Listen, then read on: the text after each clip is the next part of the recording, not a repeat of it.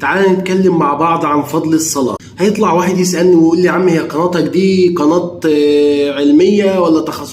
طب ولا تمريض؟ قناة دينية ولا نصايح عامة؟ هقول لك يا صديقي باختصار، أنا دايما بمزج بين الطب والدين، لأن الطب والدين وجهين لعملة واحدة. فلو عايز تحافظ على نفسيتك وتحافظ على حياتك ويبعد عنك كل الأمراض، ارجع لدينك وانت تعرف ازاي تبقى في أتم صحة وفي أتم عافية. وتعالوا نتكلم في موضوع النهاردة وهو فضل الصلاة.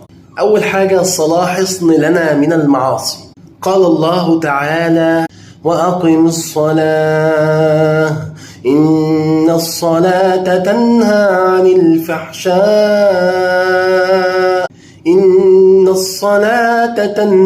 عن الفحشاء والمنكر.